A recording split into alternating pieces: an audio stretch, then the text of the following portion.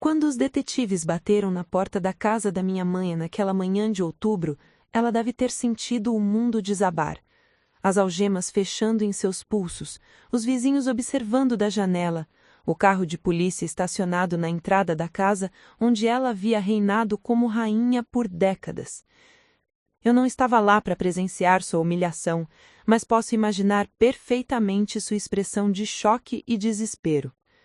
Antes de voltarmos, diga-nos de onde você está acompanhando, e se esta história o tocou, inscreva-se, porque amanhã eu guardei algo muito especial para você. 7 anos antes, nessa mesma porta, ela havia gritado as palavras que mudaram nossas vidas para sempre. Nunca mais pise aqui, você não é mais minha filha!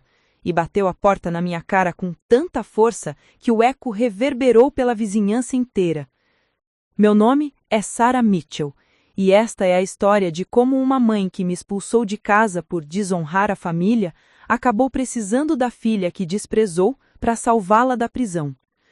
A mansão dos Mitchell na Maple Street sempre foi o símbolo de prestígio da nossa cidade. 3 andares de arquitetura vitoriana, jardins impecáveis e uma garagem com 3 carros de luxo. Para qualquer pessoa que passasse pela rua, éramos a família americana perfeita. Richard Mitchell, meu pai, era proprietário da maior concessionária de carros da região. Minha mãe, Patricia Mitchell, comandava a Liga das Senhoras da Igreja e organizava todos os eventos beneficentes da alta sociedade local. Cresci acreditando que nossa vida era um conto de fadas. Aulas de piano aos 6 anos, equitação aos 8, francês aos 10... Minha mãe planejava cada aspecto da minha educação com a precisão de um general preparando uma campanha militar. Eu seria a filha perfeita, casaria com um jovem de boa família, daria netos bem educados e perpetuaria a tradição de respeitabilidade dos Mitchell. Meu irmão mais velho, Michael, encaixava-se perfeitamente nesse molde. Aos 28 anos, já era vice-presidente da concessionária, casado com Jennifer, filha de um juiz local, morando numa casa espelhada da nossa na mesma vizinhança. Eles tinham 2 crianças adoráveis, Emma e James, que eram um orgulho dos meus pais. Eu, aos 19 anos, era vista como a versão feminina do sucesso de Michael. Estudava administração numa universidade privada cara, namorava Brian Thompson, filho de um empresário próspero, e participava de todas as atividades sociais que minha mãe considerava apropriadas para uma jovem da minha posição. Mas havia uma diferença fundamental entre Michael e eu. Ele genuinamente amava a vida que haviam planejado para ele. Eu vivia cada dia como se estivesse representando um papel num teatro, esperando desesperadamente pelo momento em que as cortinas se fechassem e eu pudesse ser eu mesma.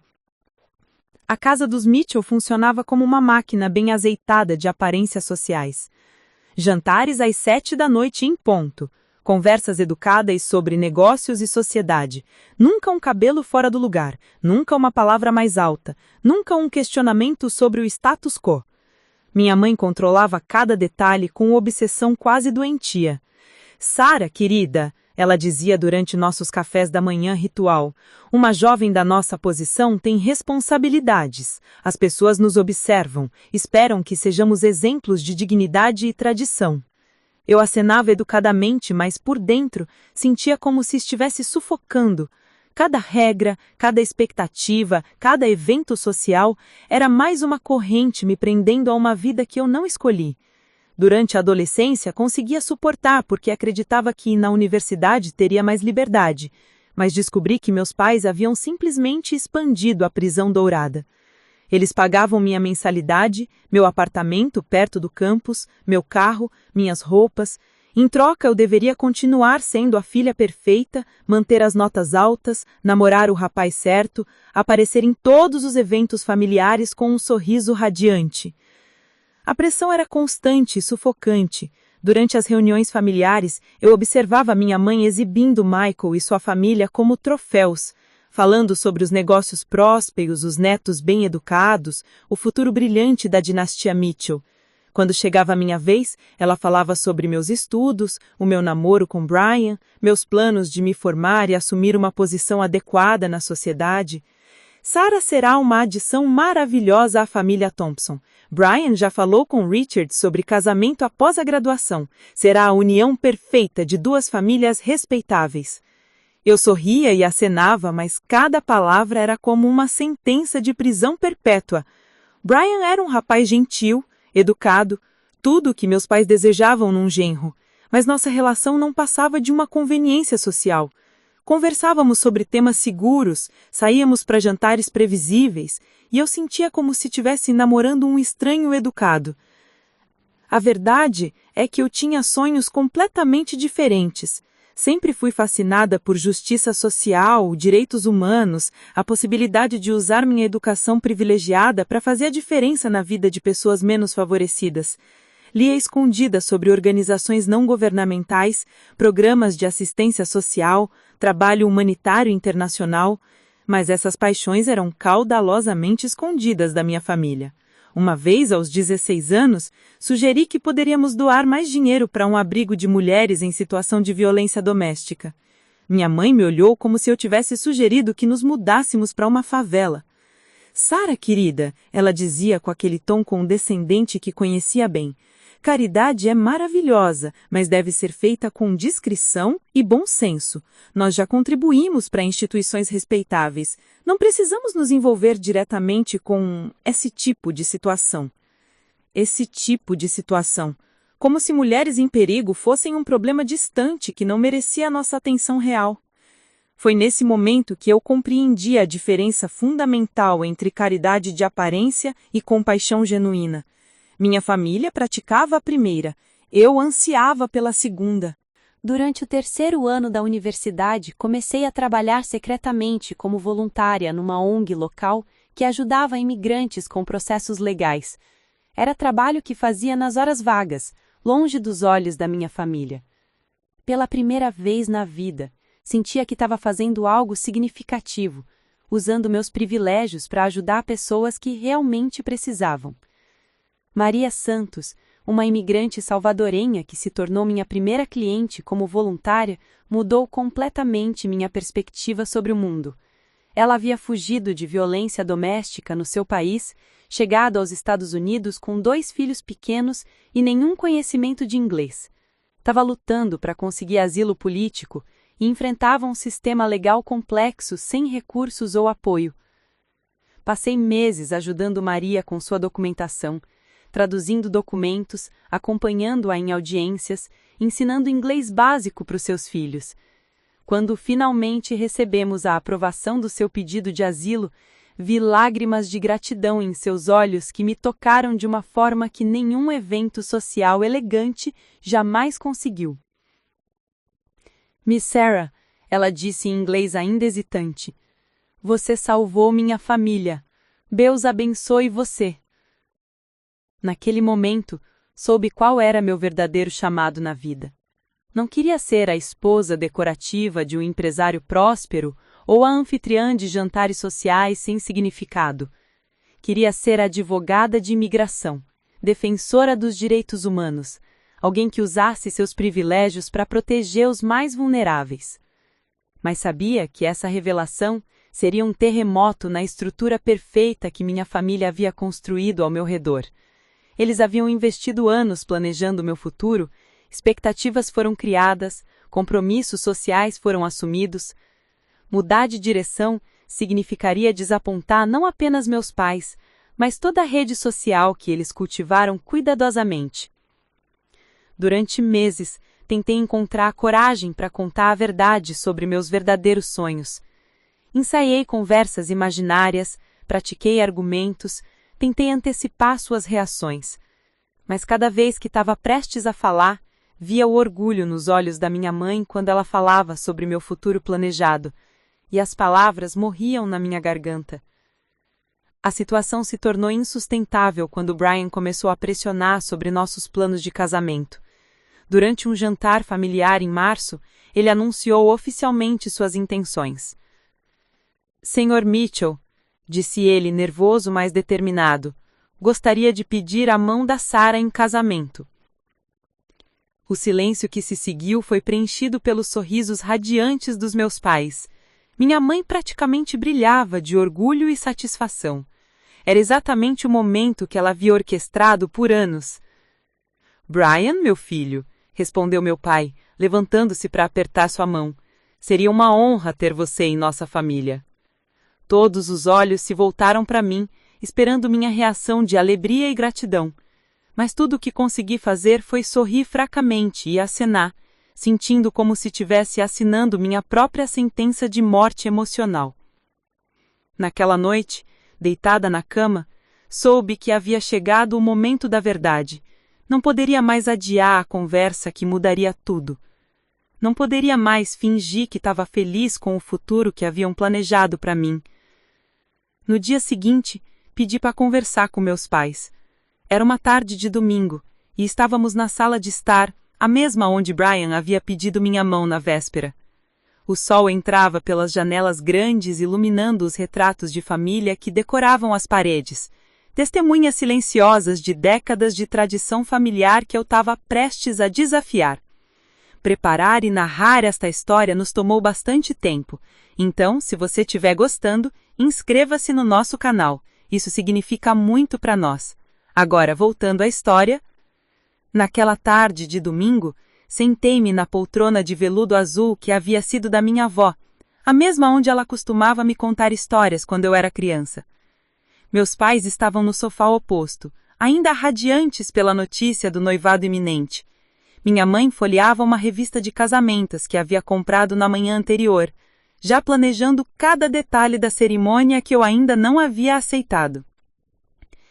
Mãe, pai, comecei, minha voz tremendo ligeiramente. Preciso conversar com vocês sobre algo importante. Meu pai baixou o jornal financeiro que ele lia religiosamente todos os domingos, e minha mãe ergueu os olhos da revista, um sorriso expectante no rosto.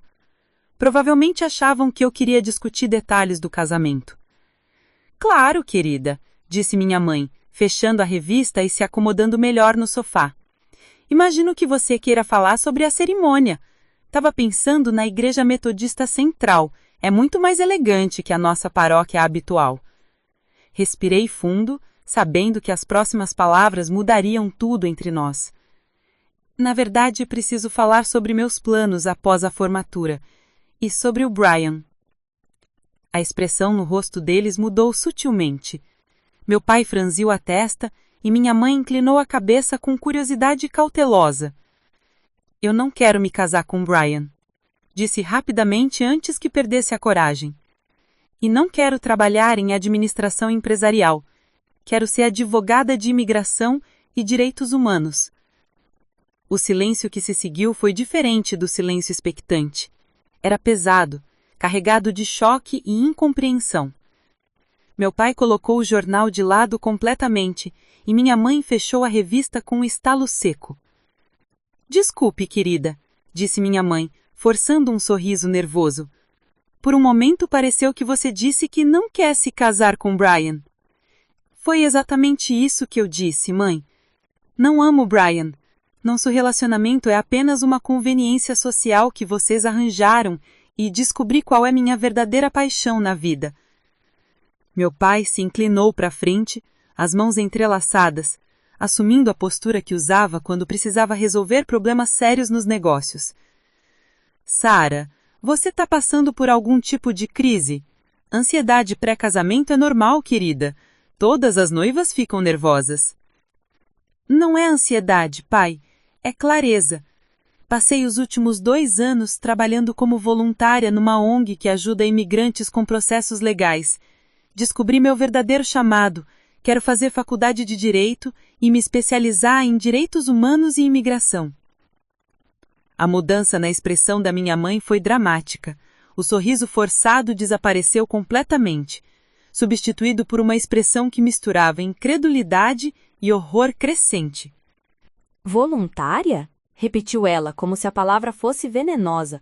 Onde? Quando? Como não sabíamos disso? Trabalho na organização de apoio aos imigrantes há 2 anos. Ajudo pessoas como Maria Santos, uma refugiada salvadorenha que conseguiu asilo político com minha assistência. É o trabalho mais significativo que já fiz na minha vida. Minha mãe se levantou abruptamente, começando a andar de um lado para o outro da sala. Era um sinal que eu conhecia bem. Ela fazia isso sempre que estava extremamente agitada e tentando controlar suas emoções. Sarah Elizabeth Mitchell, disse ela, usando meu nome completo da forma que sempre fazia quando estava furiosa. Você está me dizendo que passou 2 anos da sua vida desperdiçando tempo com pessoas estranhas, pessoas que nem sequer são cidadãos americanos, em vez de se concentrar nos seus estudos e no seu futuro real? Não desperdicei tempo, mãe. Encontrei meu propósito. Essas pessoas precisam de ajuda e eu tenho os recursos e a educação para oferecê-la. Meu pai tentou uma abordagem mais diplomática. Sarah, é admirável que você queira ajudar os menos afortunados. Sempre ensinamos você e Michael sobre a importância da caridade, mas há formas apropriadas de fazer isso. Podemos aumentar nossas doações para organizações estabelecidas. Você pode participar do comitê beneficente da igreja. Vocês não estão entendendo, interrompi, me levantando também. Não quero apenas escrever cheques ou organizar jantares de arrecadação. Quero trabalhar diretamente com pessoas que precisam de justiça, que precisam de alguém para lutar por seus direitos. Minha mãe parou de andar e se virou para mim, seus olhos brilhando com uma raiva que raramente via. E você pretende fazer isso como? Onde você planeja trabalhar? Em algum escritório sujo no centro da cidade, ganhando uma miséria, lidando com criminosos e pessoas duvidosas? Eles não são criminosos, mãe. São pessoas que fugiram de violência, perseguição, pobreza extrema. São seres humanos que merecem dignidade e proteção legal. Dignidade? Ela riu, mas não havia humor naquele som. Sarah, você foi criada com todos os privilégios imagináveis. Educação de primeira classe, oportunidades que milhões de pessoas gostariam de ter. E você quer jogar tudo isso fora para se tornar uma assistente social glorificada? A forma desdenhosa como ela disse assistente social me fez perceber o abismo fundamental entre nossas visões de mundo. Para ela, ajudar pessoas menos privilegiadas era uma atividade menor, indigna de alguém da nossa posição social. Não vou jogar nada fora, mãe. Vou usar minha educação privilegiada para fazer diferença real no mundo. Não é isso que vocês sempre pregaram? Que privilégio vem com responsabilidade? Se o sonho, Sarah, você é jovem, é natural questionar, querer experimentar ideias diferentes, mas você precisa ser prática. Brian é um jovem excepcional de uma família respeitável. Vocês terão uma vida confortável, segura. Seus filhos terão as mesmas oportunidades que você teve. E se eu não quiser uma vida idêntica à que vocês planejaram para mim? E se eu quiser construir algo diferente, algo que tenha significado pessoal para mim? Minha mãe voltou a sentar, mas na beira do sofá, as costas retas, em posição de confronto. Significado pessoal? Sarah, você tem 19 anos, não sabe o que é significado real. Significado real é construir uma família sólida, manter tradições, contribuir para a comunidade de forma respeitável. Mas é exatamente isso que eu quero fazer. Quero contribuir para a comunidade ajudando pessoas vulneráveis. Pessoas vulneráveis, repetiu ela com desprezo. Sarah, você não tem ideia com quem está lidando. Essas pessoas que você romantiza podem ser perigosas, podem estar mentindo sobre as suas situações, podem estar usando sua ingenuidade. Senti uma onda de raiva subindo no meu peito. Como Maria Santos, que teve os dentes quebrados pelo marido antes de fugir para os Estados Unidos. Como Carlos Rodrigues, que trabalha 3 empregos para sustentar 4 filhos pequenos enquanto espera a resolução do seu caso de asilo. Você está falando de seres humanos, mãe, não de estatísticas ou estereótipos. Exatamente o que eu temia, ela disse, balançando a cabeça. Você está emocionalmente envolvida com essas situações. Perdeu a objetividade, a perspectiva da realidade. Michael escolheu exatamente esse momento para chegar com Jennifer e as crianças para o almoço dominical habitual. Ouvi a porta da frente se abrindo, as vozes alegres dos meus sobrinhos, os cumprimentos calorosos. Em poucos minutos, eles estavam na sala de estar e a tensão da nossa conversa ficou imediatamente aparente. Opa! Disse Michael, olhando de mim para nossos pais. Chegamos num mau momento? Na verdade, chegaram no momento perfeito. Sarah estava nos contando sobre algumas ideias interessantes que desenvolveu. Havia veneno na forma como ela disse ideias interessantes. Michael e Jennifer se olharam, claramente incomodados com a tensão palpável no ambiente. Que tipo de ideias? Perguntou Michael, tentando soar casual. Sua irmã decidiu que não quer se casar com Brian e quer ser advogada de imigrantes ilegais, disse minha mãe, não conseguindo esconder completamente a amargura na voz. Requerentes de asilo e imigrantes legais, corrigi, e é direito de imigração, não apenas imigrantes ilegais. Michael se sentou lentamente numa cadeira, claramente processando a informação. Jennifer permaneceu em pé, segurando a mão da pequena Emma, que olhava curiosamente para os adultos tentando entender a tensão no ambiente. Sarah, isso é uma decisão muito grande. Você pensou bem nas implicações? Pensei por 2 anos, Michael. Essa não é uma decisão impulsiva.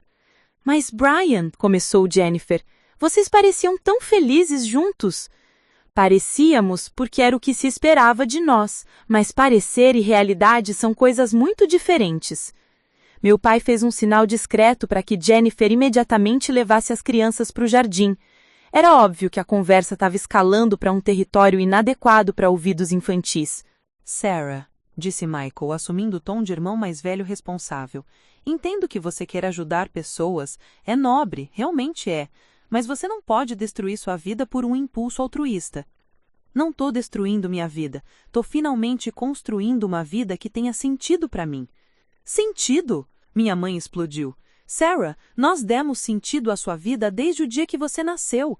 Educação, oportunidades, conexões sociais, um futuro garantido com um homem maravilhoso. E você quer jogar tudo isso fora por estranhos que nem sequer falam nossa língua direito?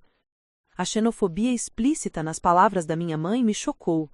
Eu sempre soube que ela era conservadora, mas nunca havia visto esse lado preconceituoso de forma tão crua. Mãe, você está falando de seres humanos que fugiram de situações que você não consegue nem imaginar. Maria fala 3 idiomas, tem formação universitária no seu país e está trabalhando como faxineira porque não consegue validar seu diploma aqui. Ela é mais inteligente e corajosa que a maioria das pessoas que você admira nos seus círculos sociais. Não me interessa quantos idiomas ela fala, gritou minha mãe, perdendo completamente a compostura. Ela não é nossa responsabilidade. Nossa responsabilidade é com nossa própria família, nossa própria comunidade, nossa própria tradição. E se nossa tradição estiver errada? E se nossa comunidade estiver vivendo numa bolha de privilégio que ignora sofrimento real? Meu pai se levantou, claramente tentando retomar controle da situação que estava rapidamente saindo dos trilhos. Sarah, chega. Você está sendo desrespeitosa com sua mãe, com sua família, com tudo o que representamos. Tô sendo honesta, pai. Pela primeira vez na minha vida, tô sendo completamente honesta sobre quem eu sou e o que quero. O que você quer, disse minha mãe, se levantando também, é uma fantasia de adolescente. Você quer se sentir especial, importante, salvadora do mundo. Mas o mundo real não funciona assim, Sarah. No mundo real, você precisa ser prática, responsável, pensar no futuro. Tô pensando no futuro, mãe.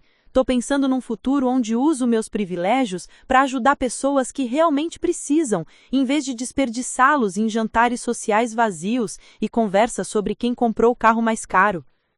O silêncio que se seguiu foi tenso e carregado. Eu havia cruzado uma linha que não tinha volta. Havia criticado não apenas seus planos para mim, mas todo o estilo de vida deles, todo o sistema de valores que haviam construído ao longo de décadas. Michael tentou uma última mediação. Sarah, olha, eu entendo que você quer fazer a diferença. Que tal um compromisso? Você termina a administração, trabalha alguns anos na concessionária para ganhar experiência e depois pode fazer trabalho voluntário nas horas vagas. Não, Michael, não quero trabalho voluntário nas horas vagas. Quero dedicar minha vida inteira para isso. Quero acordar todas as manhãs sabendo que meu trabalho importa de verdade. Seu trabalho importa de verdade, Sarah. Você está vivendo numa fantasia. Essas pessoas que você quer ajudar provavelmente vão desaparecer da sua vida no momento em que conseguirem o que querem. Você é apenas um meio para um fim para elas. Essa acusação me feriu profundamente porque tocava em medos que eu mesma às vezes tinha. Seria verdade que eu estava sendo ingênua? Seria possível que minha paixão por justiça social fosse apenas idealismo juvenil destinado ao desapontamento? Mas então me lembrei do rosto de Maria, no dia em que recebemos a aprovação do asilo, das lágrimas de gratidão genuína, dos desenhos que seus filhos haviam feito para mim como agradecimento. Me lembrei de Carlos me ligando às 3 da manhã, quando a sua filha mais nova teve uma crise de asma e ele não sabia como se comunicar com os médicos do hospital. Você está errada, mãe. Essas pessoas se tornaram minha segunda família. Elas me ensinaram mais sobre coragem, resiliência e dignidade humana do que eu jamais aprendi em todos os jantares sociais da minha vida. Foi nesse momento que eu vi algo mudar no rosto da minha mãe. A raiva se transformou em algo mais frio, mais calculado. Era a expressão que ela usava quando decidia que alguém havia se tornado um problema que precisava ser eliminado. Sarah, disse ela, sua voz assumindo um tom perigosamente calmo. Você tem uma escolha a fazer. Você pode parar com essa nonsense, se desculpar com Brian, focar nos seus estudos adequados e se preparar para o casamento. Ou você pode continuar com essa rebeldia adolescente e descobrir o que acontece quando alguém morde a mão que a alimenta. A ameaça era clara, mas eu estava além do ponto de poder recuar. Não é rebeldia, mãe, é integridade. E se isso significar perder apoio financeiro, então vou encontrar uma forma de me sustentar sozinha. Sozinha? Ela riu de novo. Sarah, você nunca trabalhou um dia sequer na sua vida. Nunca pagou uma conta, nunca cozinhou uma refeição, nunca lavou uma roupa. Você não tem a menor ideia de como é o mundo real. Então vou aprender. Outras pessoas conseguem, eu também consigo. Meu pai fez uma última tentativa de diplomacia. Sarah, por que não dormimos sobre isso? Talvez amanhã possamos conversar com mais calma e encontrar uma solução que funcione para todos. Mas minha mãe balançou a cabeça categoricamente. Não, Richard, chega de negociação. Sarah precisa escolher agora mesmo. Ou ela para com essa tolice e volta a ser a filha que criamos, ou ela pode sair dessa casa e descobrir como é ser verdadeiramente independente. O ultimato estava dado. Olhei para os 3 adultos na sala. Minha mãe com olhos duros como gelo, meu pai claramente incomodado, mas não disposto a contradizer sua esposa, Michael parecendo genuinamente preocupado, mas incapaz de intervir. Sarah, por favor, tente entender. Eu amo vocês, mas eu não posso viver uma vida que não é minha. Não posso me casar com alguém que não amo e trabalhar numa área que não me inspira apenas para manter aparências sociais. Então você fez sua escolha, disse ela friamente, e agora eu farei a minha. O silêncio após o ultimato da minha mãe durou apenas alguns segundos, mas pareceu uma eternidade. Podia ouvir o tic-tac do relógio antigo na parede, o som distante das crianças brincando no jardim, minha própria respiração acelerada. Era um desses momentos na vida onde você sabe que sua próxima palavra mudará tudo para sempre. Então, escolho uma própria vida, disse finalmente, minha voz mais firme do que esperava. A transformação no rosto da minha mãe foi imediata e aterrorizante. Toda a máscara de civilidade e controle materno desapareceu, revelando uma raiva pura que nunca havia visto antes. Ela se levantou lentamente, como um predador se preparando para atacar. Muito bem, Sarah Elizabeth Mitchell. Se essa é sua escolha, então arcará com as consequências. Richard, disse, virando-se para meu pai sem tirar os olhos de mim. Corte todos os cartões de crédito dela imediatamente. Congele a conta universitária. Cancele o seguro do carro. Meu pai pálido, claramente desconfortável com a rapidez das decisões drásticas. Patrícia, talvez devêssemos... Imediatamente, Richard, ela gritou, fazendo todos na sala saltarem. Se nossa filha quer independência, então será verdadeiramente independente. Sem nossa ajuda, sem nosso dinheiro, sem nosso nome abrindo portas. Michael tentou interceder. Mãe, por favor, vamos conversar sobre isso com calma. Sarah é jovem, está confusa. Não estou confusa, Michael, interrompi. Pela primeira vez na minha vida estou pensando com clareza total. Minha mãe riu, um som cruel que ecoou pela sala. Clareza? Sarah, você não tem a menor noção do que acabou de fazer. Você acha que vai conseguir se sustentar ganhando alguns trocados ajudando imigrantes? Você acha que vai conseguir pagar faculdade de direito sem nossa ajuda? Vou encontrar um jeito. Outras pessoas conseguem estudar e trabalhar ao mesmo tempo. Outras pessoas, ela repetiu com desdém. Outras pessoas cresceram aprendendo a trabalhar, a valorizar dinheiro, a entender que nada na vida é gratuito. Você foi mimada desde o berço, nunca teve que lutar por nada. Então, agora vou aprender. Patricia Mitchell caminhou até a janela que dava para o jardim onde Jennifer brincava com as crianças. Por alguns momentos observou a cena idílica lá fora, e quando se virou de volta para mim, havia algo diferente em seus olhos. Não era mais apenas raiva, era desapontamento profundo, misturado com algo que parecia quase ódio. Sabe qual é o problema, Sarah? Você sempre foi egoísta. Desde pequena, sempre quis atenção especial, sempre questionou regras que existem por boas razões. E agora, quando finalmente tínhamos conseguido moldar você numa jovem respeitável, você decide explodir tudo por um capricho idealístico. Não é um capricho, mãe. É quem eu realmente sou. Quem você realmente é uma jovem privilegiada e ingrata que não compreende o sacrifício que fizemos para dar a você uma vida perfeita. Você sabe quanto gastamos na sua educação? Nas suas aulas particulares, nos seus vestidos de bala, nas suas viagens de verão? Eu nunca pedi nada disso. Não precisava pedir. Era nossa responsabilidade como pais dar a você o melhor. E nossa responsabilidade como pais também é garantir que você não destrua sua vida por ideias tolas. Meu pai se aproximou hesitantemente. Sarah, filha, sua mãe está certa sobre uma coisa. Você não tem experiência com o mundo real. Que tal tentarmos um meio termo? Você pode continuar seu trabalho voluntário, mas também mantenha o relacionamento com Brian e... Não, explodi. Vocês não estão escutando. Eu não amo Brian. Não quero me casar com ele. Não quero trabalhar com administração. Não quero a vida que vocês planejaram para mim. Foi tanto que minha mãe fez algo que me chocou completamente. Ela bateu palmas, lentamente, em aplausos sarcásticos. Bravo, Sarah, bravo. Que performance dramática. Você deveria considerar teatro em vez de direito.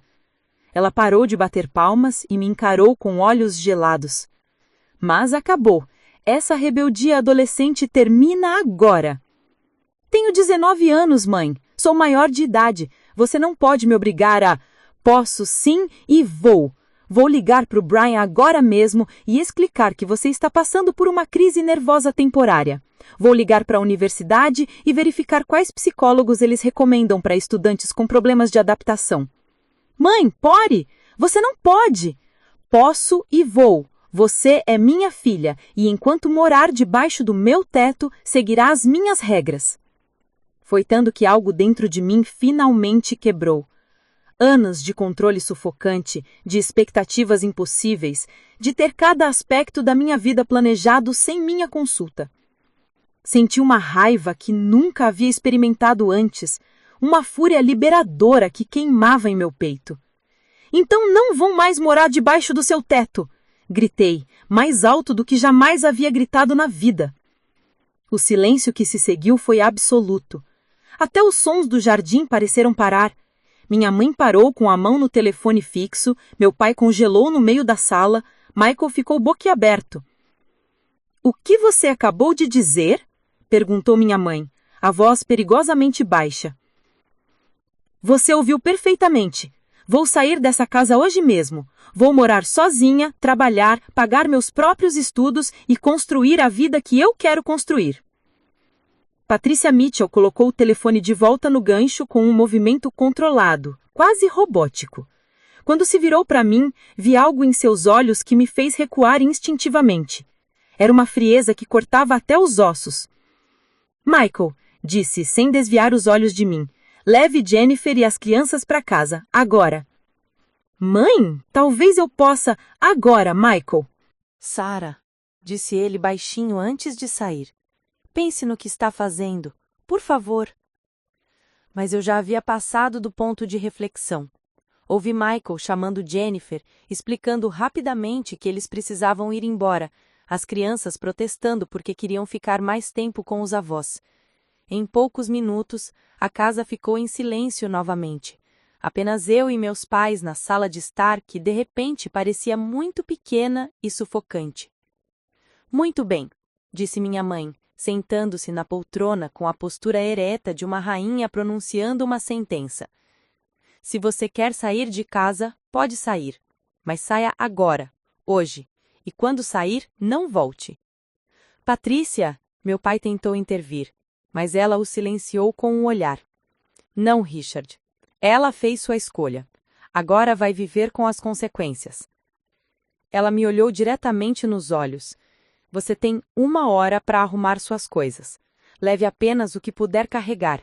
Tudo o que compramos para você, tudo o que pagamos, fica aqui.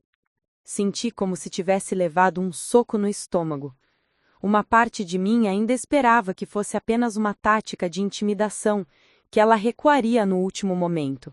Mas vendo a determinação glacial em seus olhos, soube que ela estava falando sério.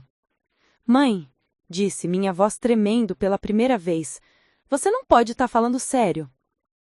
Estou falando muito sério. Você quer independência? Então seja independente. Mas não espere apoio, ajuda ou simpatia de nós quando descobrir que o mundo real é muito mais duro do que suas fantasias idealistas. Meu pai deu um passo à frente, claramente lutando consigo mesmo. Patrícia, ela é nossa filha, não podemos simplesmente... Ela deixou de ser nossa filha no momento em que escolheu estranhos em vez da própria família, minha mãe cortou. No momento em que decidiu que nossos valores, nossa tradição, nossa vida inteira não valem nada? Eu nunca disse que não valem nada, protestei. Disse apenas que não são certos para mim. A mesma coisa, ela respondeu friamente. Se nossos valores não servem para você, então você não serve para esta família. As palavras me atingiram como físicas. Esta mulher que havia me carregado por 9 meses, que havia me ensinado a andar e falar, que havia comparecido a todas as minhas apresentações escolares, estava me destartando como se eu fosse lixo. 1 hora, Sarah, ela repetiu, olhando para o relógio na parede. 60 minutos para sair da minha casa e da minha vida. Subi as escadas para o meu quarto sentindo-me numa espécie de transe. Tudo parecia surreal, como se estivesse assistindo à vida de outra pessoa. Meu quarto, que havia sido meu santuário por 19 anos, de repente parecia pertencer a uma estranha. Peguei uma mala grande do armário e comecei a escolher o que levar. Roupas práticas, não os vestidos de festa que minha mãe insistia em comprar. Meus livros favoritos, não as primeiras edições caras que decoravam as estantes. Fotos de amigos da escola, não os retratos familiares formais. Enquanto arrumava, tentei processar o que estava acontecendo. Em questão de horas, havia perdido minha família, minha casa, minha segurança financeira, meu futuro planejado. Era aterrorizante e libertador ao mesmo tempo. Ouvi passos na escada e meu pai apareceu na porta do quarto. Parecia ter envelhecido 10 anos desde nossa conversa na sala. Sarah, disse baixinho, você tem certeza disso? Ainda não é tarde demais para se desculpar, dizer que foi um mal-entendido. Pai, respondi, dobrando uma camiseta, você me conhece. Quando eu já menti ou fingi sobre algo importante? Ele suspirou profundamente. Nunca. Você sempre foi obstinadamente honesta. Às vezes desejávamos que você fosse um pouco mais diplomática. Então você sabe que eu tô sendo honesta agora. Não posso viver uma mentira só para manter a paz familiar. Richard Mitchell se sentou na beira da minha cama olhando para as mãos. Sua mãe está com medo, sabe? Medo de te perder, medo de que você se machuque, medo de que nossa família se desintegre. E por isso ela está me expulsando de casa? É a forma dela de manter controle. Sempre foi assim. Quando algo a ameaça, ela reage com força extrema. Parei de arrumar e olhei para meu pai. Pai, você concorda com ela? Realmente acha que eu estou errada? Ele ficou em silêncio por muito tempo antes de responder.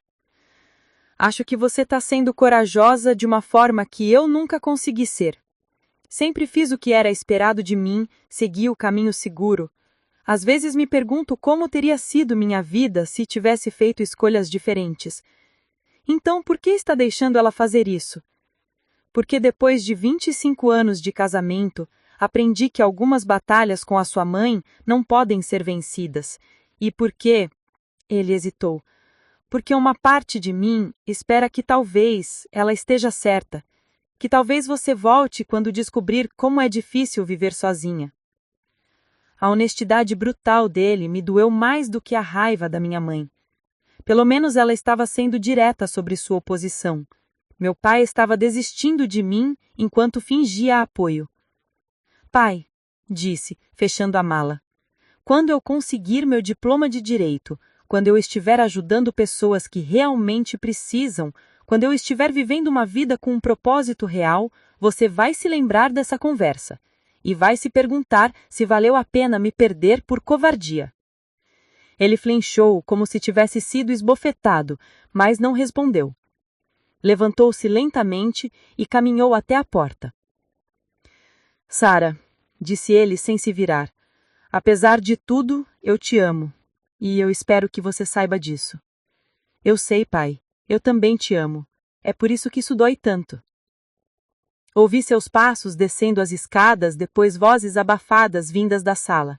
Minha mãe provavelmente interrogando-o sobre nossa conversa, certificando-se de que ele não estava vacilando na sua decisão de me expulsar de casa.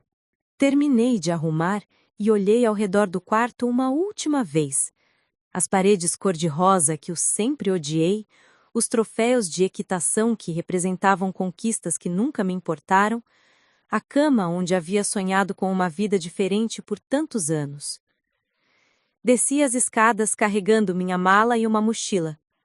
Meus pais estavam esperando na entrada, lado a lado, apresentando uma frente unida. Minha mãe havia recuperado sua compostura gélida, meu pai parecia devastado, mas resignado. Seus cartões de crédito, disse minha mãe, estendendo a mão. Tirei-os da carteira e os entreguei. As chaves do carro. Entreguei as chaves também. Cada gesto parecia um ritual de excomunhão. Sarah, disse meu pai, você tem para onde ir? Tenho, menti. Na verdade, não fazia a menor ideia de onde passaria a noite, mas não ia dar a eles a satisfação de me ver perdida. Minha mãe abriu a porta da frente. O sol da tarde entrava pela abertura, criando um retângulo dourado no chão de mármore do hall. Quando você fracassar, disse ela, quando descobrir que o mundo não é o lugar romântico que imagina, não venha bater nesta porta. Ela estará fechada para sempre. Nunca mais pise aqui, completou, sua voz carregada de uma finalidade terrível. Carreguei minha mala até a soleira da porta e me virei para um último olhar. Meu pai tinha lágrimas nos olhos, minha mãe estava impassível, como uma estátua de gelo.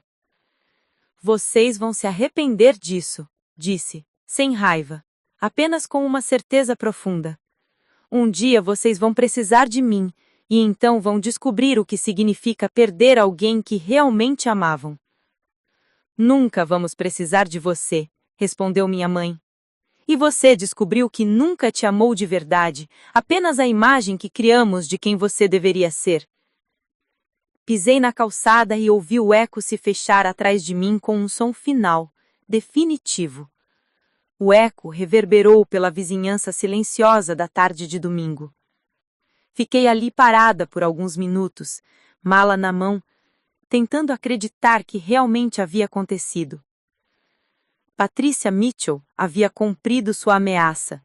Eu estava oficialmente sem família, sem casa, sem dinheiro, sem nada, exceto minha determinação e a certeza de que, por mais assustador que fosse o futuro incerto à minha frente, ele seria mais honesto do que a vida dourada, mas falsa, que acabava de deixar para trás. Caminhei pela Maple Street pela última vez como Sarah Mitchell, filha da família respeitável. Quando voltasse a pisar nesta rua, seria como outra pessoa, completamente. E naquele momento, mesmo com medo do desconhecido, soube que havia feito a escolha certa. Não imaginava que 7 anos depois seria minha mãe que estaria desesperada, implorando pela ajuda da filha que havia expulsado de casa. Não imaginava que a polícia bateria na porta procurando pela única pessoa que poderia salvá-la das consequências dos seus próprios erros. Mas naquela tarde de domingo, enquanto caminhava para longe da única vida que conhecera, eu era apenas uma jovem de 19 anos, com uma mala, um sonho impossível e uma promessa silenciosa de que provaria que todos eles estavam errados sobre mim. Caminhei pelas ruas da minha cidade natal carregando minha mala como uma refugiada em meu próprio bairro. Cada passo me afastava mais da vida que conhecia e me aproximava de um futuro completamente incerto. O sol estava se pondo, pintando o céu de laranja e rosa, uma beleza que contrastava brutalmente com o caos emocional que sentia por dentro. Minha primeira parada foi um café que frequentava com colegas da universidade. Sentei num canto, pedi um café que mal podia pagar e tentei processar minha nova realidade. Tinha $300 em dinheiro, minha mesada do mês que havia sacado alguns dias antes e literalmente nenhum lugar para dormir. Liguei para minha melhor amiga da faculdade, Jessica Adams. Ela atendeu no terceiro toque, sua voz alegre contrastando com o meu desespero. Oi, Sarah, que surpresa! Como está? Jess, disse, tentando manter a voz firme. Preciso te perguntar algo. Posso dormir no seu apartamento hoje à noite? É uma emergência. Houve uma pausa. Jessica morava num apartamento minúsculo perto do campus, dividindo o quarto com outra colega. Claro, Sarah. O que aconteceu? Você tá bem? Saí de casa. É complicado. Te explico quando chegar lá. Jessica me deu o adereço dele. Eu nunca tinha visitado o apartamento dela, sempre nos encontrávamos em lugares mais adequados, segundo os padrões da minha mãe. E peguei um ônibus para lá. Foi a minha primeira experiência com transporte público. Soa patético, mas aos 19 anos nunca tinha precisado usar ônibus na vida. O apartamento de Jessica ficava num prédio antigo, numa área que minha família consideraria perigosa. 4 andares sem elevador, corredores mal iluminados, cheiro de comida e produtos de limpeza. Para mim, que havia crescido numa mansão com jardins manicurados, era como entrar em outro mundo. Sarah! Jessica me recebeu na porta, claramente chocada com a minha aparência. Eu devia estar com uma cara terrível. Entre, entre! Meu Deus, o que aconteceu? O apartamento dela era minúsculo. Uma sala que também servia de cozinha, um quarto com 2 camas simples, um banheiro compartilhado, mas estava limpo, organizado e pela primeira vez desde que saí de casa, senti um pouco de acolhimento. Contei tudo para Jessica e a colega de quarto dela. Elas ouviram em silêncio, ocasionalmente fazendo expressões de choque ou indignação. Quando terminei, Jessica balançou a cabeça em descrença. Sarah, sua mãe realmente te expulsou de casa por querer ser advogada de direitos humanos? Por rejeitar o plano de vida que ela havia traçado para mim. O trabalho com imigrantes foi só a gota d'água. A Amanda, que vinha de uma família de classe média trabalhadora, ficou visivelmente irritada. Desculpa, Sarah, mas sua família é completamente maluca. Que pais expulsam uma filha por querer ajudar pessoas? Pais que valorizam mais aparências sociais do que a felicidade dos filhos, respondeu Jessica. Você pode ficar aqui o tempo que precisar, Sarah. Não é muito, mas... Muito obrigada, disse, genuinamente tocada pela generosidade delas. Não vou abusar. Amanhã mesmo começo a procurar trabalho e um lugar próprio. Naquela noite, deitada num colchão inflável no chão da sala, olhei para o teto rachado e fiz uma promessa para mim mesma. Não apenas sobreviveria, prosperaria. Provaria que minha escolha havia sido certa e que tinha força suficiente para construir uma vida independente. Na segunda-feira de manhã, peguei emprestadas roupas mais casuais de Jessica e saí para procurar emprego. Minha primeira parada foi a Organização de Apoio aos Imigrantes, onde havia trabalhado como voluntária. Roberto Martínez, o diretor da ONG, ficou surpreso ao me ver. Sara, não esperava você hoje. Não temos reunião marcada? Na verdade, Roberto, vim perguntar se você tem alguma vaga de emprego remunerado, qualquer coisa. Preciso trabalhar. Ele franziu a testa, claramente confuso. Emprego, Sara? Você não precisa trabalhar. Você é estudante universitária, tem suas responsabilidades acadêmicas. Expliquei rapidamente minha situação. Roberto ouviu com crescente preocupação. Meu Deus, Sara, sinto muito. Infelizmente, nossa organização funciona quase inteiramente com voluntários. Temos apenas 2 funcionários remunerados e ambos estão há anos conosco. Ele pensou por um momento. Mas posso fazer algumas ligações, ver se conheço alguém que esteja contratando? Qualquer coisa, Roberto. Limpeza, atendimento ao cliente, entrega, não tenho orgulho. Ele me olhou com uma mistura de admiração e tristeza. Sara, você tem mais coragem do que imagina. Vou ajudar no que puder. Passei o resto do dia batendo em portas. Restaurantes, lojas, escritórios pequenos. A maioria nem me dava a chance de explicar minha situação. Quando mencionava que era estudante universitária, presumiam que eu estava procurando algo temporário e não levavam a sério. No fim do dia, estava exausta e desencorajada. Voltei ao apartamento de Jessica de mãos vazias. Nenhuma sorte? Perguntou ela quando me viu entrar. Nada. Ou querem experiência que não tenho, ou não querem estudantes. Amanda levantou os olhos do livro que estava lendo. Sara, você já considerou não mencionar que está na universidade? Como assim?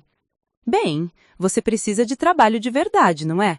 Então, seja apenas Sara, jovem procurando emprego, sem mencionar faculdade ou sua situação familiar. Era um conselho sábio. No dia seguinte, mudei minha abordagem. Em vez de me apresentar como estudante universitária em busca de trabalho temporário, me apresentava simplesmente como jovem precisando de emprego. A diferença foi imediata. Em um restaurante mexicano chamado El Sol, o gerente Carlos Hernandes me deu uma chance.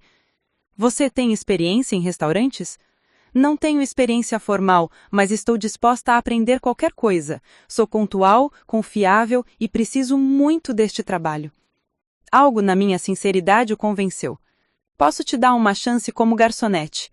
O pagamento é baixo, mas as gorjetas podem ser boas se você trabalhar direito. Quando pode começar? Agora mesmo, se precisar. Gosto da sua atitude. Amanhã, de manhã, 10 horas, vista roupas escuras e sapatos confortáveis. Saí do restaurante sentindo uma vitória pequena, mas significativa. Tinha um trabalho. Não era o que havia sonhado, mas era um começo. Trabalhar como garçonete no El Sol foi um choque cultural completo. Nunca havia trabalhado em atendimento ao cliente, nunca havia precisado sorrir para pessoas rudes, nunca havia carregado pratos pesados por horas seguidas. Meu primeiro dia foi um desastre. Derrubei um prato de enchiladas numa mesa cheia de clientes, confundi pedidos e no final do turno estava física e emocionalmente exausta. Não desista, disse Maria Gonçalves, uma garçonete experiente que trabalha lá há 5 anos. Todo mundo tem dificuldade no começo, você vai pegar o jeito. Maria se tornou minha mentora informal. Ela me ensinou truques para carregar múltiplos pratos, como lidar com clientes difíceis e, mais importante, como maximizar gorjetas, sendo simpática sem ser falsa. A chave, ela dizia, é genuinamente se importar com as pessoas. Mesmo quando elas são rudes, lembre-se de que todo mundo está lutando alguma batalha que você não conhece. Era uma lição de humanidade que nunca havia aprendido na minha vida privilegiada. Na mansão dos Mitchell, pessoas que nos serviam eram invisíveis, funcionários que faziam seu trabalho sem que prestássemos atenção a eles como indivíduos. Agora, eu era uma dessas pessoas invisíveis, e a perspectiva era reveladora e humilhante ao mesmo tempo. Meu primeiro salário foi um choque. Depois de uma semana de trabalho, recebi $180 em salário base, mais cerca de $120 em gorjetas. $300 por semana parecia dinheiro quando eu tinha mesada ilimitada. Agora, precisando pagar aluguel, comida, transporte, produtos básicos, percebi que mal seria suficiente para sobreviver. Jessica e Amanda haviam sido incrivelmente generosas, me deixando ficar 2 semanas sem pagar nada, mas eu sabia que não podia abusar da hospitalidade delas indefinidamente. Sarah, disse Jessica numa noite quando estávamos jantando miojo, minha primeira experiência com comida instantânea barata. Encontrei um lugar que pode te interessar. Ela me mostrou um anúncio no jornal. Quarto individual para alugar, $400 por mês, utilitários inclusos e em casa compartilhada com outras 3 pessoas. É numa área não muito boa, admitiu Jessica, mas é limpo e seguro. A dona da casa, Dona Rita Washington, é conhecida por ser rigorosa, mas justa. Fui visitar a casa no dia seguinte. Ficava num bairro que eu nunca tinha pisado antes, ruas estreitas com casas pequenas e jardim simples. A casa em si era antiga, mas bem cuidada, pintada de azul claro, com uma varanda pequena na frente. Dona Rita Washington, uma senhora negra de cerca de 60 anos, me recebeu na porta. Você é a menina que ligou sobre o quarto? Sim, senhora, Sarah Mitchell. Entre, querida, vamos conversar. A casa era simples, mas acolhedora. Móveis antigos, mais limpos, plantas nas janelas, cheiro de canela e café. Dona Rita me levou até um quarto pequeno no 2º andar. Este seria seu quarto. Não é grande, mas tem uma janela boa e privacidade. Você divide banheiro com mais 2 meninas. Cozinha é comum, mas cada uma cuida das próprias coisas. O quarto era minúsculo comparado ao meu quarto na mansão, mas tinha tudo o que eu precisava. Uma cama simples, uma cômoda, um pequeno armário e uma escrivaninha.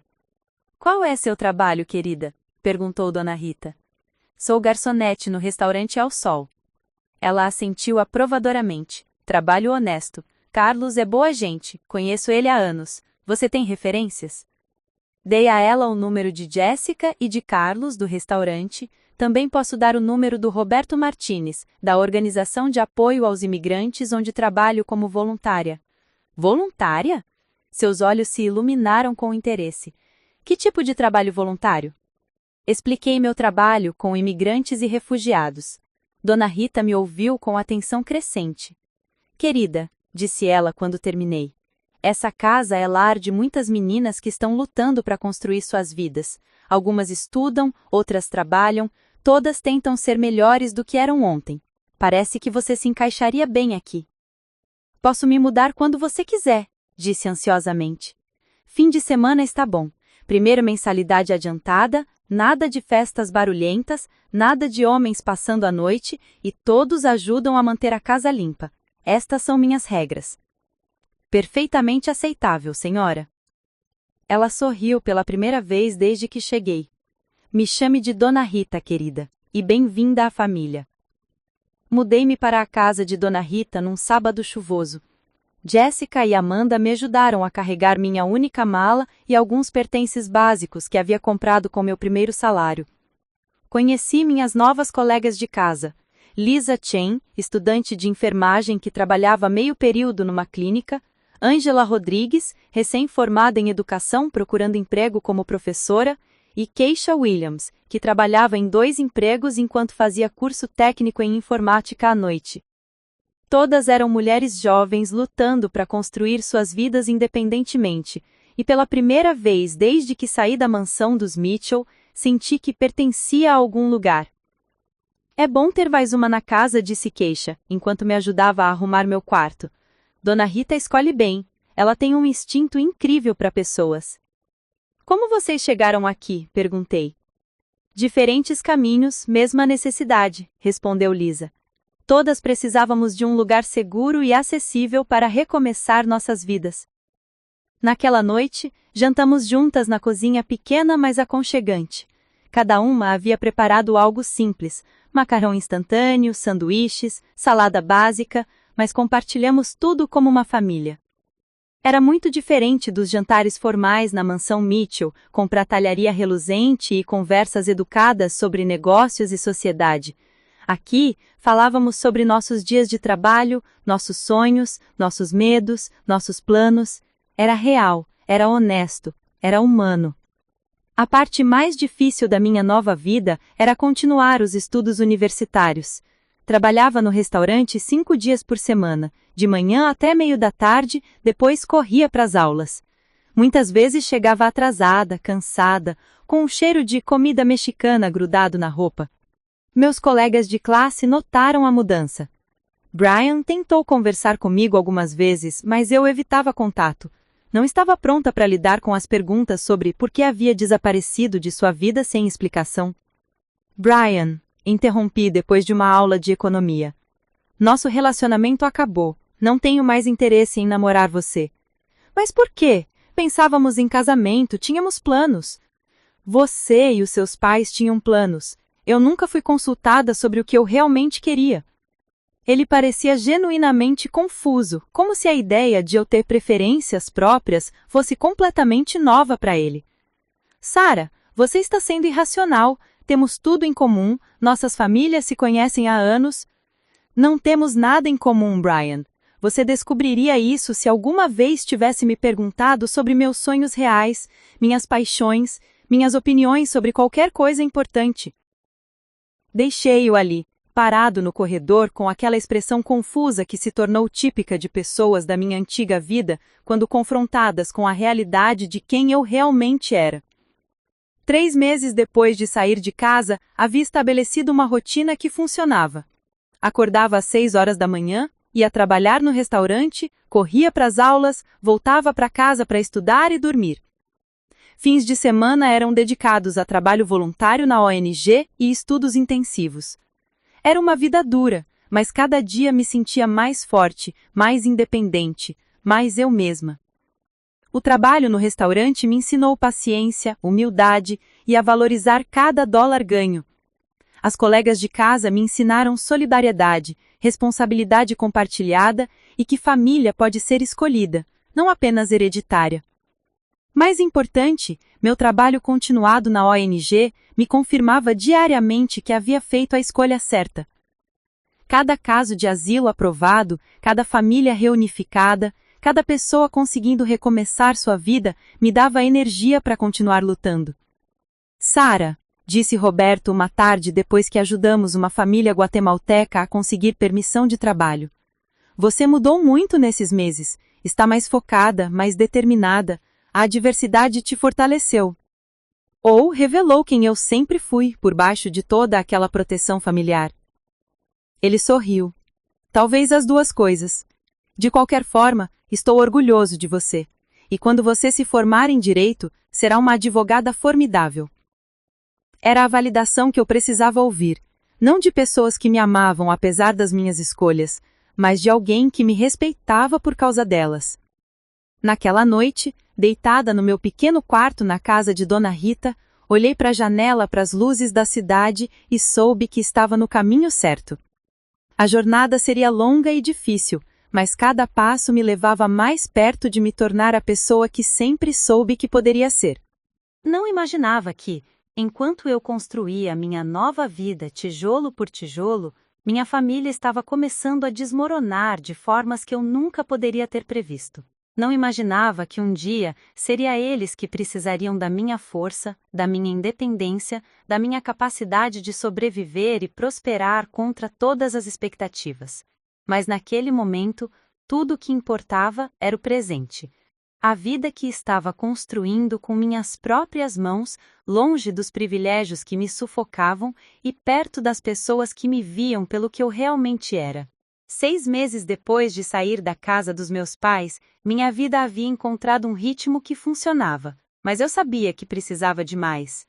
Trabalhar como garçonete me dava sustento básico, mas não era sustentável ao longo prazo se eu quisesse me formar em direito e construir a carreira que sonhava. Foi durante uma conversa com Roberto na ONG que surgiu uma oportunidade inesperada. Sarah, ele disse numa tarde chuvosa de terça-feira. Recebi um telefonema interessante hoje. O escritório de advocacia Henderson & Associates está procurando alguém para trabalhar meio período como assistente legal. Mencionei seu nome. Henderson & Associates era um escritório pequeno, mas respeitado, especializado em direito de imigração e direitos civis. David Henderson, o sócio sênior, havia trabalhado com a ONG em vários casos ao longo dos anos. Eles sabem que não tenho experiência formal em escritório de advocacia? Perguntei. Sabem, mas também sabem do seu trabalho aqui, da sua dedicação e que você está estudando para ser advogada. Henderson disse que prefere treinar alguém apaixonado pela causa do que contratar alguém experiente, mas sem compromisso real. Marcamos uma entrevista para o dia seguinte. Passei a noite inteira estudando sobre o escritório, seus casos mais famosos e praticando possíveis perguntas da entrevista. O escritório de Henderson & Associates ficava num prédio antigo do centro, muito diferente dos arranha-céus reluzentes onde meu pai fazia negócios.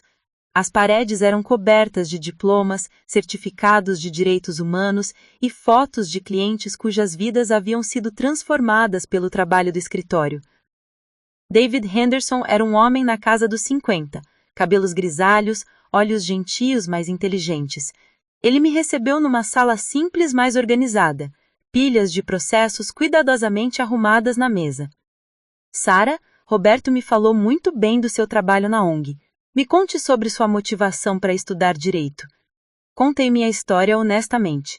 Não apenas sobre meu trabalho com imigrantes, mas sobre a ruptura com minha família, minha determinação de usar meus privilégios anteriores para ajudar pessoas menos favorecidas. É uma história pouco comum, ele comentou quando terminei. A maioria dos jovens que conhece vem de famílias que os apoiam na escolha pela advocacia de direitos humanos.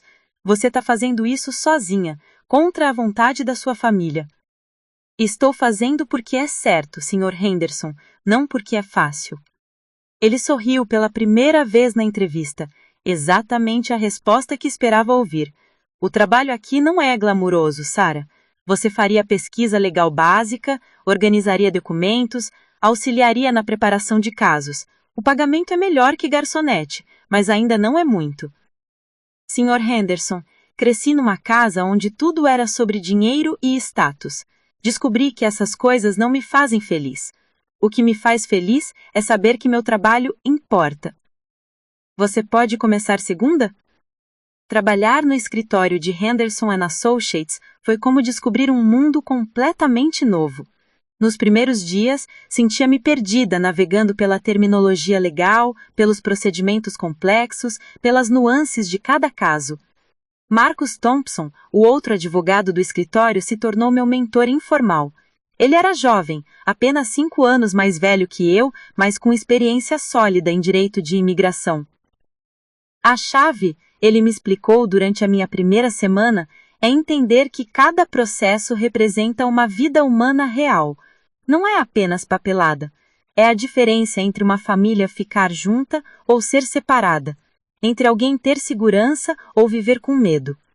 Essa perspectiva mudou completamente como eu vi o meu trabalho. Cada documento que organizava, cada pesquisa que fazia, cada telefonema que atendia era uma peça no quebra-cabeça de salvar vidas humanas. Meu primeiro caso significativo foi ajudar uma jovem hondurenha chamada Carmen Ruiz. Ela havia fugido de violência doméstica extrema e estava pedindo asilo nos Estados Unidos. Sua história era de partir o coração. Espancamentos regulares, ameaças de morte, um sistema judicial no seu país que ignorava completamente sua situação. Carmen, disse David durante nossa primeira reunião com ela, a Sara vai ajudar a organizar sua documentação. Ela fala espanhol fluentemente e entende sua situação. Trabalhar no caso de Carmen foi emocionalmente desafiador, mas profissionalmente revelador. Passei semanas compilando evidências, traduzindo documentos, pesquisando precedentes legais sobre violência doméstica como base para pedidos de asilo. Carmen, disse ela durante uma de nossas sessões, você é muito jovem para entender tanto sobre sofrimento. Não é sobre idade, Carmen, é sobre reconhecer injustiça e querer fazer algo sobre isso. Trabalhar no escritório de advocacia significava que precisei reduzir minhas horas no restaurante. Carlos, meu chefe no El Sol, foi compreensivo, mas triste de me ver partir. Sara, ele disse no meu último dia, você cresceu muito desde que começou a trabalhar aqui. Lembre-se sempre de onde veio, mas nunca pare de crescer. Agora eu trabalhava no escritório 3 dias por semana e mantinha 2 turnos no restaurante nos fins de semana. Era exaustivo, mas financeiramente necessário, e me mantinha conectada com a realidade da classe trabalhadora que nunca queria esquecer. Minhas colegas de casa na casa de Dona Rita eram incrivelmente apoiadoras. Lisa havia conseguido emprego como enfermeira registrada e ofereceu dividir despesas domésticas para eu poder focar mais nos estudos.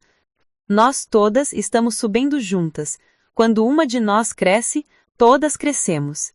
Era um conceito completamente diferente do ambiente competitivo em que cresci, onde o sucesso de uma pessoa frequentemente significava fracasso de outra. Aqui, apoiávamos umas às outras genuinamente. Conforme os meses passaram, minha competência no escritório cresceu rapidamente. David começou a me dar responsabilidades maiores, redigir documentos legais básicos, participar de estratégias de caso, até mesmo acompanhá-lo em algumas audiências. Sarah, ele disse numa manhã de outono, quero que você assuma a liderança na pesquisa do caso Mendoza. É complexo, mas acredito que você está pronta. O caso Mendoza envolvia uma família salvadorenha buscando asilo com base em perseguição política. O pai havia sido jornalista investigativo que expôs corrupção governamental e recebeu ameaças de morte credíveis. Passei 3 semanas mergulhada em pesquisa, analisando condições políticas em El Salvador, precedentes legais, estratégias de argumentação para casos similares. Foi o trabalho intelectual mais desafiador da minha vida até então. Isso está excepcional, disse Marcos, revisando minha pesquisa. Você cobriu ângulos que eu não havia considerado. Tem certeza de que nunca fez isso antes? Tenho paixão pelo assunto, respondi. Quando você realmente se importa com o resultado, trabalha mais duro. No final do meu primeiro ano no escritório, chegou um caso que mudaria não apenas minha carreira, mas minha compreensão sobre justiça e perseverança. Helena Rodrigues era uma mulher de 35 anos que havia trazido seus 3 filhos pequenos dos Estados Unidos, fugindo de um cartel de drogas que havia matado seu marido.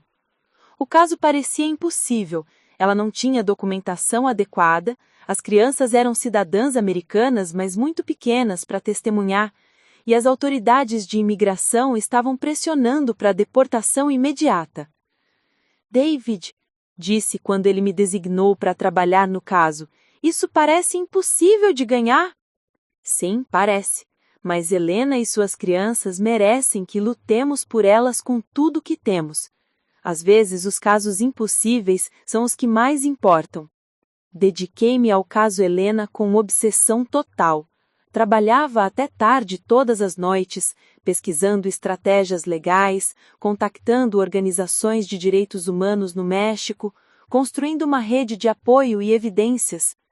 A virada veio quando descobri precedente legal obscuro sobre proteção de crianças cidadãs americanas quando um dos pais enfrenta perseguição credível.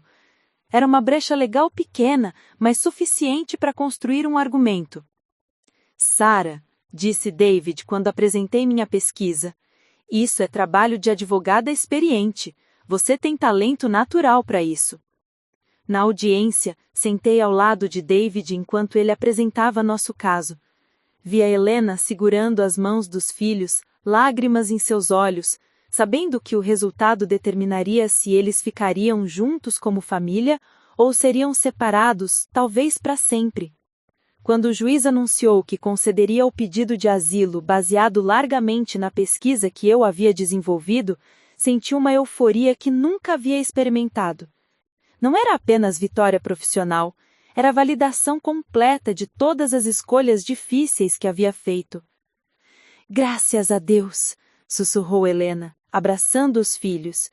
Depois se virou para mim. Graças, Sarah, usted salvou a minha família. Naquele momento, soube com absoluta certeza que havia encontrado meu verdadeiro chamado na vida.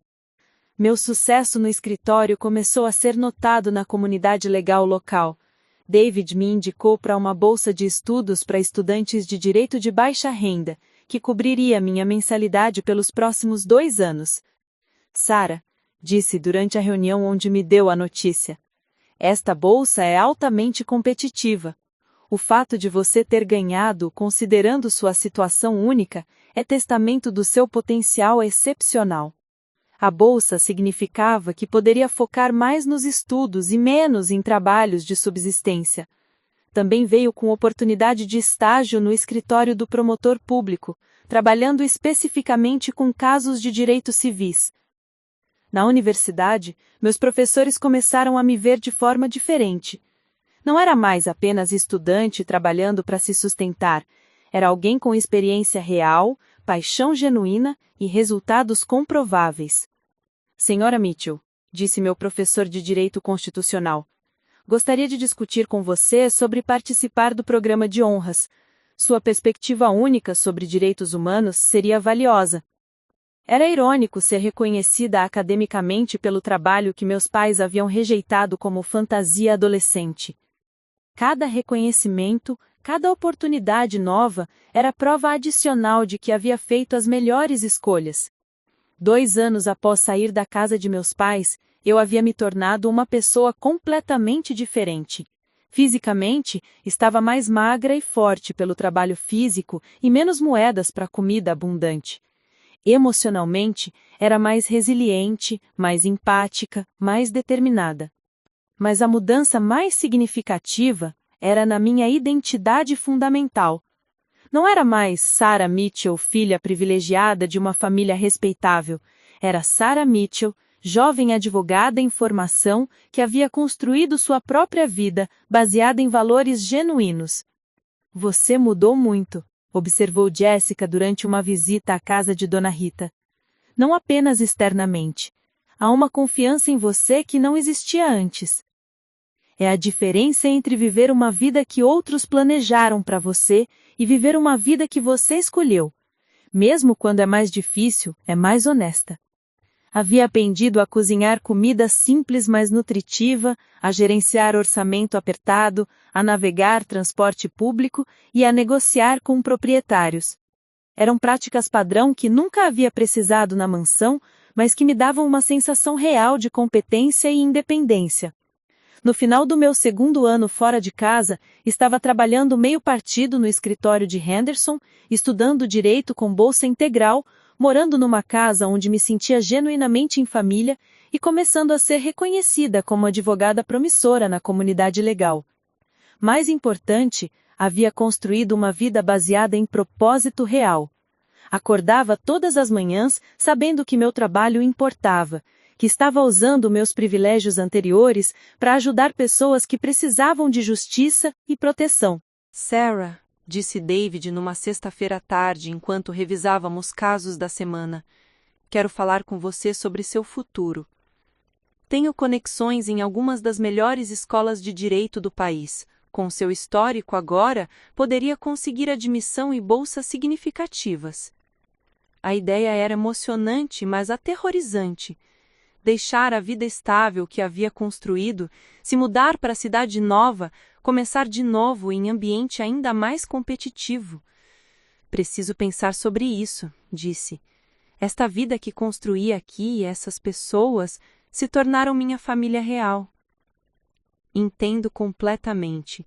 Mas Sarah, você tem talento que vai além desta cidade. Poderia impactar vidas em escala nacional, talvez internacional, se desenvolvesse seu potencial completamente. Naquela noite, sentada no meu pequeno quarto, olhando para certificados e fotos de clientes cujas vidas havia ajudado a salvar, refleti sobre o quanto havia crescido. A menina assustada que saiu de casa com uma mala havia se tornado mulher forte, competente, com um propósito claro e futuro brilhante.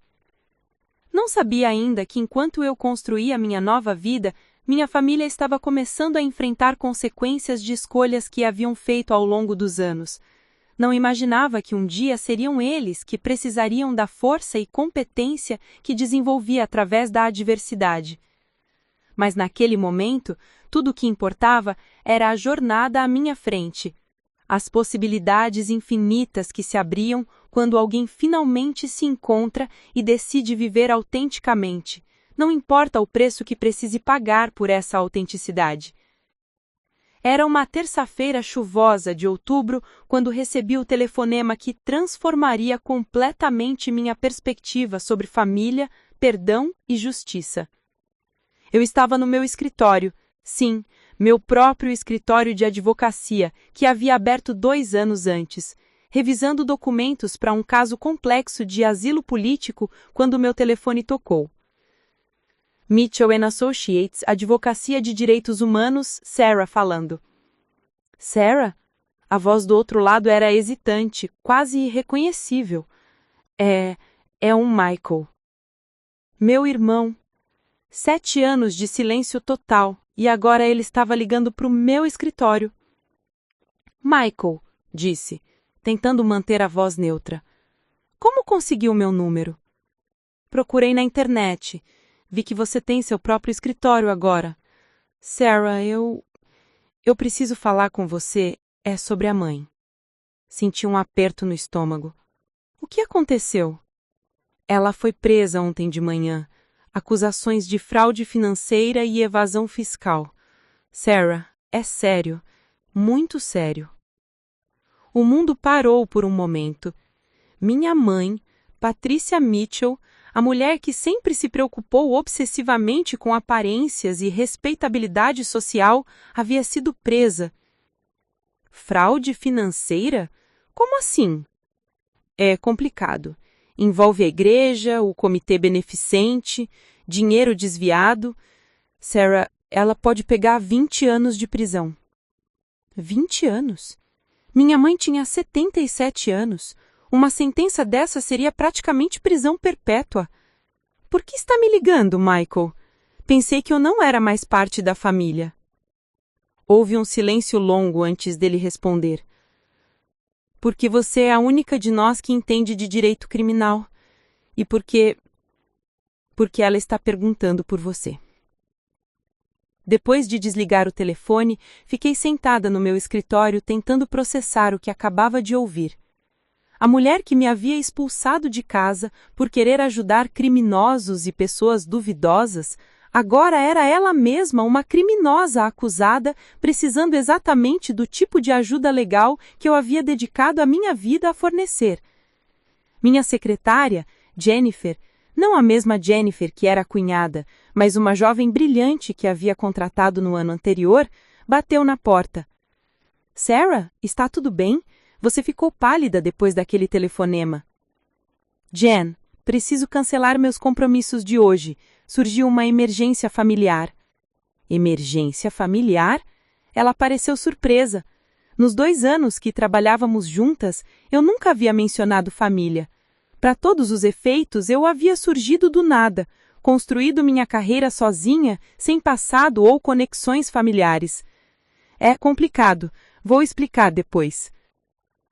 Passei o resto da manhã pesquisando sobre o caso da minha mãe na internet. As manchetes eram devastadoras. Líder comunitária acusada de desviar fundos beneficentes. Patricia Mitchell, de filantropa a criminosa. Escândalo financeiro abala a elite local. Segundo as reportagens, minha mãe havia sido presidente do Comitê de Caridade da Igreja Metodista Central por 15 anos.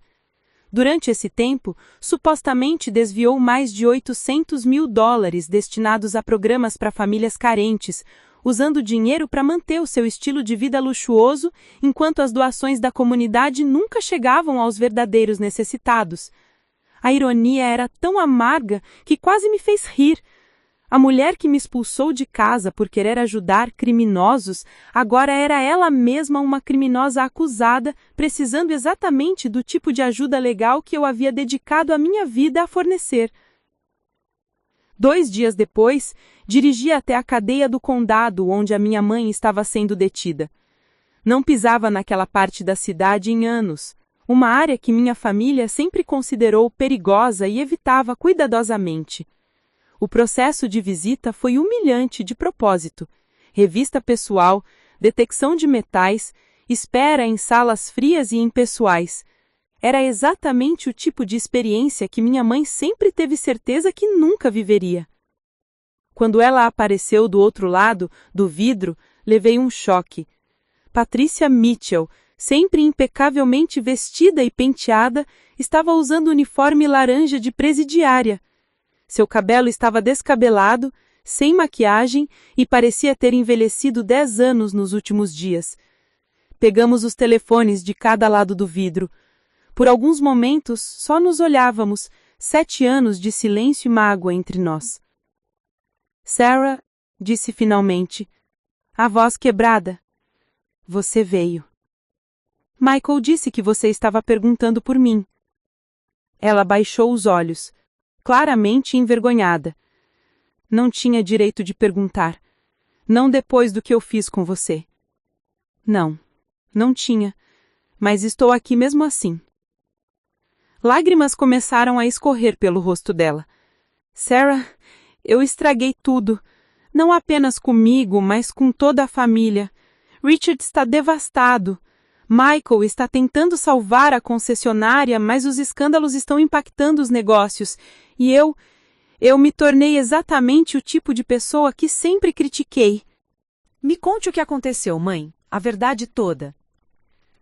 O que minha mãe me contou nos 30 minutos seguintes foi uma história de arrogância, ganância e autojustificação que havia escalado ao longo de anos. Começou pequeno, ela explicou, as palavras saindo entre soluços. Uma emergência pessoal, um empréstimo temporário dos fundos da caridade que eu prometi repor. Mas então surgiram outras emergências, outras necessidades. Que tipo de emergências? Perguntei, minha voz de advogada assumindo o controle. A concessionária passou por dificuldades financeiras há 5 anos.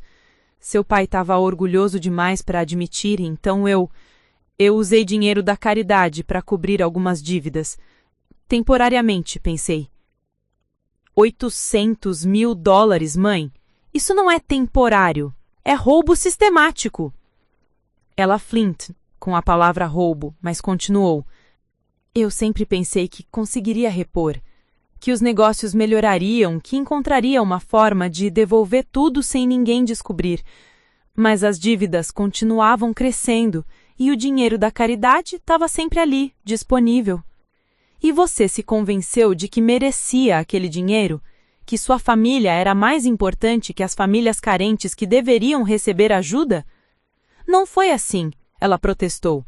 Depois pausou. Ou talvez tenha sido.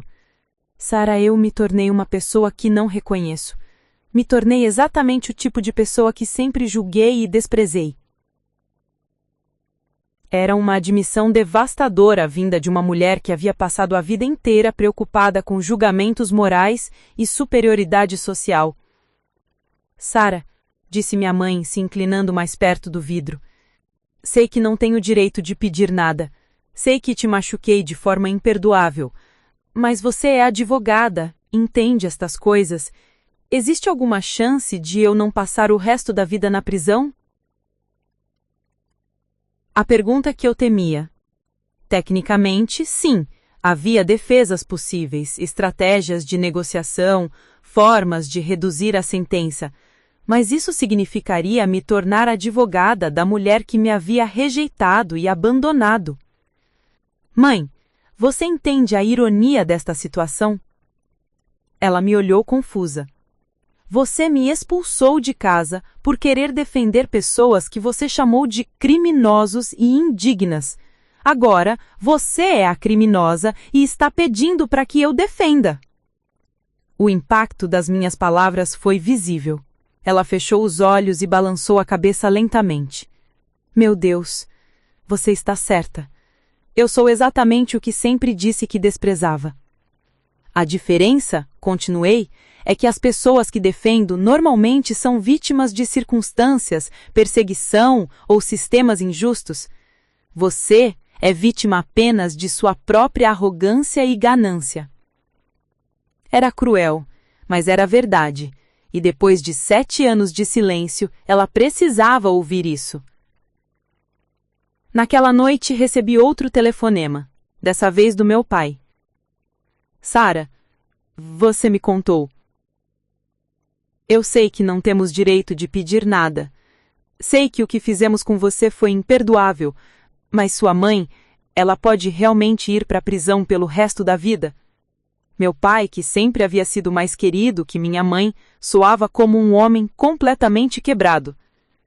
Pai, ela cometeu crimes sérios. Roubou dinheiro destinado a famílias necessitadas. Existem consequências para essas escolhas. Eu sei, e eu sou parcialmente responsável. Se eu tivesse sido honesto com os problemas financeiros da empresa, talvez ela nunca tivesse se sentido pressionada a... Não faça isso. Ela fez escolhas conscientes, repetidas vezes. Isso não é sobre pressão externa, é sobre caráter. Houve um silêncio longo. Sarah, disse ele finalmente, você se tornou exatamente o tipo de pessoa que sempre soubemos que poderia ser. Forte, independente, íntegra. Estamos orgulhosos de você, mesmo sabendo que não temos direito de estar. Essas palavras, que eu tinha esperado ouvir por 7 anos, agora chegavam tarde demais e em circunstâncias terríveis. Passei uma semana inteira agonizando sobre o que fazer, consultar colegas advogados, analisar precedentes legais, mas principalmente lutando com questões morais e emocionais que não tinham respostas fáceis. Durante uma conversa com David Henderson, meu ex-chefe e agora amigo próximo, ele fez uma observação que mudou minha perspectiva. Sarah, você sempre disse que se tornou advogada para defender pessoas que não tinham outras opções. Sua mãe tem dinheiro para contratar os melhores advogados do país. Por que ela precisa especificamente de você? Porque as outras advogadas vão tratá-la como cliente. Eu sou a única que realmente entende quem ela é. De onde vem essa necessidade patológica de manter aparências, a qualquer custo? E isso importa para você? A pergunta me forçou a encarar uma verdade incomodada. Apesar de tudo, ela ainda era minha mãe. E parte de mim ainda se importava com o que aconteceria com ela. Marquei uma segunda visita à cadeia. Dessa vez, estava preparada com uma proposta. Mãe, disse assim que nos sentamos, vou fazer algo que pode surpreender você. Vou te ajudar. Seus olhos se iluminaram com esperança pela primeira vez. Mas, continuei, sob minhas condições, completas e inegociáveis. Qualquer coisa, Sarah, qualquer coisa. Primeiro, você vai se declarar culpada de todas as acusações. Nada de negação, nada de justificativas, nada de tentar transferir culpa. Mas, Sarah, isso significa... Segundo, você vai trabalhar comigo para identificar cada centavo roubado e desenvolver um plano para restituição completa, mesmo que isso signifique vender a casa, os carros, tudo. A casa? Ela sussurrou como se eu tivesse sugerido que ela cortasse um membro. Terceiro, você vai fazer trabalho comunitário real, não apenas pagar multas. Vai trabalhar diretamente com as famílias que foram prejudicadas por seu roubo. Sarah, isso é... humilhante? Degradante? Exatamente. É suposto ser assim. Você roubou dignidade dessas famílias. Agora vai devolver uma pequena parte através de serviço real. Ela ficou em silêncio por alguns minutos, processando o que eu estava propondo. Se eu concordar com tudo isso, você vai me representar? Vou fazer melhor que isso. Vou negociar a melhor sentença possível, provavelmente reduzindo prisão de 20 anos para 5, com possibilidade de liberdade condicional em 3 anos. Mas só se você aceitar totalmente a responsabilidade e realmente mudar. Nos meses seguintes, trabalhei incansavelmente no caso da minha mãe. Negociei com promotores, organizei planos de restituição, coordenei acordos de declaração de culpa. Foi o trabalho mais emocionalmente desafiador da minha carreira. Minha mãe cumpriu sua parte do acordo, declarou-se culpada, vendeu a mansão na Maple Street, liquidou todas as posses de luxo. A família Mitchell, que havia sido símbolo de sucesso e respeitabilidade, perdeu tudo. Michael teve que fechar a concessionária, meu pai, devastado pela humilhação pública, teve outro ataque cardíaco, mais grave desta vez. A família estava completamente destruída. Sarah, disse Michael durante uma das nossas conversas sobre os detalhes legais, como você consegue ser tão forte? Como consegue lidar com tudo isso sem se quebrar? Porque aprendi há muito tempo que a vida real é dura, que ações têm consequências e que força vem de enfrentar verdades difíceis, não de evitá-las. No dia da sentença, sentei ao lado da minha mãe no tribunal. Ela recebeu 4 anos de prisão, com possibilidade de liberdade condicional em 2 anos e meio, além de extenso trabalho comunitário e restituição total. Sua Excelência, disse minha mãe quando o juiz perguntou se ela tinha algo a acrescentar. Quero pedir desculpas não apenas às famílias que prejudiquei, mas à minha própria filha, que se tornou uma pessoa melhor do que eu jamais fui, apesar de todas as formas que tentei controlá-la e limitá-la. Foram as palavras mais honestas que eu já ouvi da minha mãe. Após a sentença, caminhamos juntas até a saída do tribunal. Na frente do prédio, ela se virou para mim uma última vez antes de ser levada para cumprir sua sentença. Sarah, você perdoa sua mãe idiota?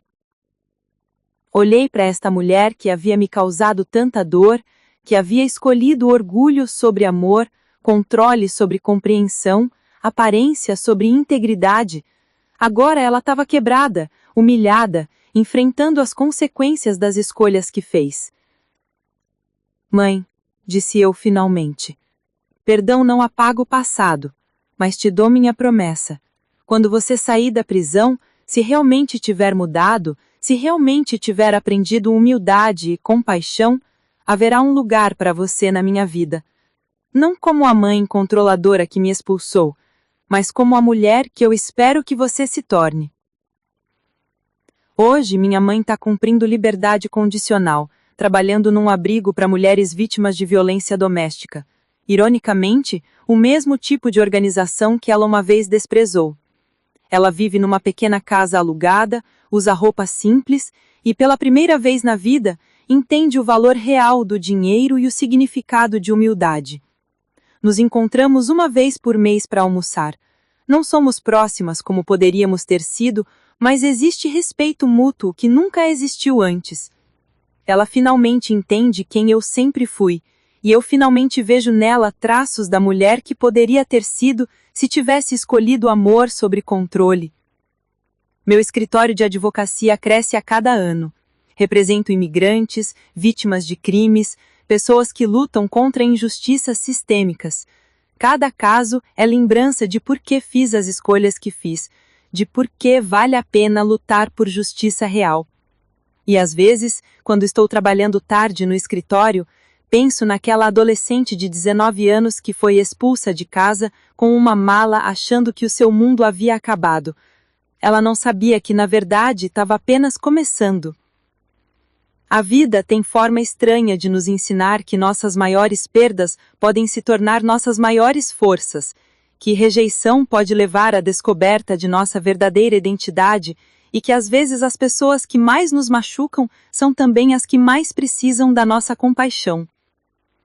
Quando minha mãe disse, nunca mais pise aqui, naquela porta há tantos anos, ela pensou que estava me punindo, mas na verdade estava me libertando para me tornar quem eu realmente era. E quando a polícia bateu na porta dela, descobriu que havia criado não uma inimiga, mas uma filha forte o suficiente para escolher justiça temperada com misericórdia. Esta é minha história.